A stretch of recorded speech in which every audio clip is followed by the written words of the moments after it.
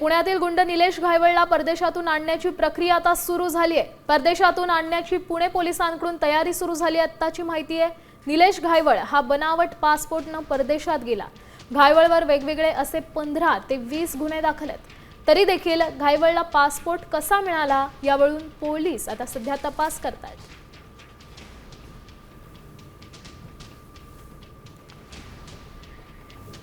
आपण पाहू शकतो, बनावट पासपोर्ट घेऊन घायवळ हा परदेशात गेलाय। अनेक गुन्हे दाखल आहेत त्याच्यावर, अनेक वादविवाद देखील सुरू आहे। राजकीय वर्तुळातून देखील अनेक टीका होत आहेत आणि आत्ताची मोठी बातमी म्हणजे त्याला परदेशातून माघारी आणण्यासाठी सध्या प्रयत्न सुरू झालेले आहेत।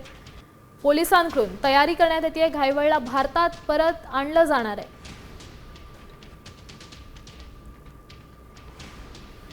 पुण्यातील गुंड निलेश घायवळला परदेशातून आणण्याची प्रक्रिया सध्या सुरू झाली आहे।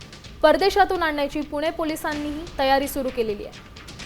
निलेश घायवळ हा बनावट पासपोर्टने परदेशात गेला होता अशी माहिती आहे। त्यानंतर अनेक वादविवाद झाले। पासपोर्ट दिला कोणी, कोणत्या प्रक्रियेतून त्याला पासपोर्ट देण्यात आला यावर अनेक तर्क लावण्यात आले। राजकीय दावे प्रतिदावे केले। यावर अधिकची माहिती देत आहेत आपले प्रतिनिधी सागर आव्हाड। सागर, काय सांगाल? सध्या निलेश घायवळला परदेशातून आणण्याची प्रक्रिया सुरू झाली अशी माहिती मिळते।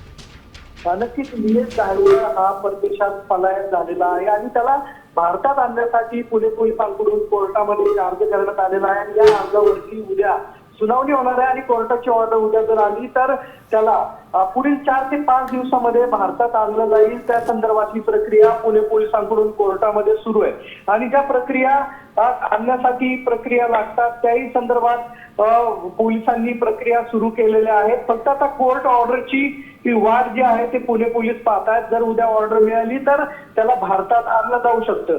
बनावट पासपोर्ट असेल किंवा इतर गोष्टी असेल त्याच्या अडचणी आधीच वाढलेल्या आहेत आणि तो 90 दिवसाच्या मुदतीचा व्हिसा घेऊन तो परदेशात पलायन झालेला आहे आणि उद्या ऑर्डर जर झाली तर त्याला भारतात कधीही पुणे पोलीस आणू शकतात।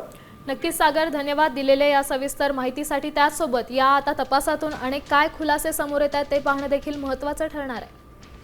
आता isakal.com आहे देशातील नंबर 1 ची मराठी न्यूज वेबसाईट। प्रत्येक अपडेटसाठी isakal.com ला नक्की भेट द्या।